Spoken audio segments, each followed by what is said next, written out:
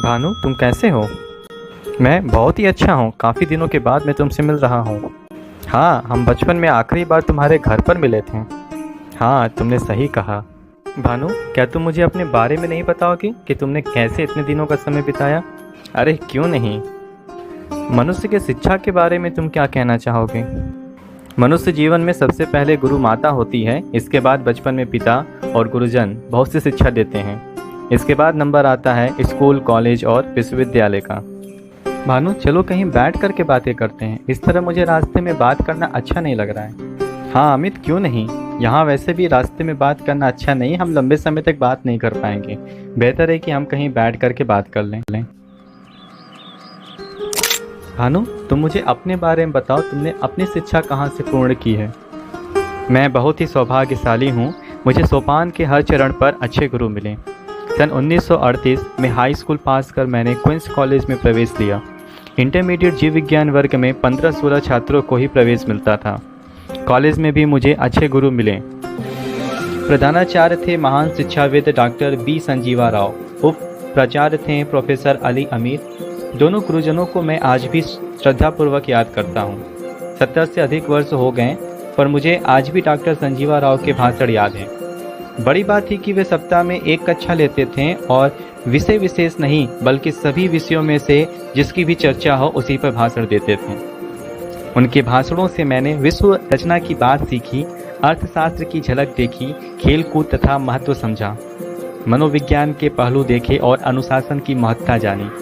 अली अमीर साहब से अंग्रेजी भाषा का चमत्कारी रूप समझा। इसके अलावा विज्ञान विभाग में प्रोफेसर पन्ना लाल लोईवाल, प्रोफेसर बराट, भौतिक विज्ञान में प्रोफेसर चंडी प्रसाद जैसे प्रधान अध्यापक थे। सुनकर तो मुझे अपने कॉलेज के दिन याद आ रहे हैं।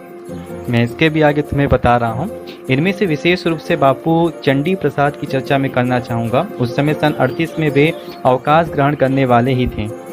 अस्तु उनसे ज्ञान कुछ मास तक ही मिला, मगर जो भी मिला वह अद्भुत था। ज्ञातव्य है कि 25-30 वर्ष पूर्व क्वींस कॉलेज में एमए तक की पढ़ाई होती थी और चंडी प्रसाद जी भौतिकी के प्रोफेसर थे। उनसे मैंने जो सीखा उसकी कुछ एक बातें मैं यहाँ पर कहना चाहूँगा। वे समय का अनुशासन रखते थे। कॉलेज 10 बजे आरंभ होता था। उनका आदेश था कि कॉलेज में 5 मिनट पहले पहुँच जाओ और कक्षा में 1 मिनट भी देर से न पहुँचो।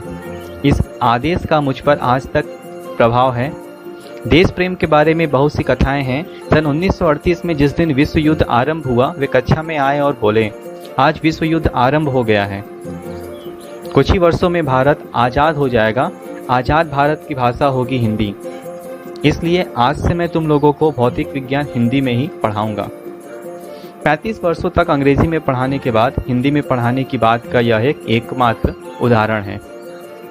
और अगले कुछ महीनों में जब उन्होंने अवकाश ग्रहण किया, तब तक वे हिंदी में ही पढ़ाते थे।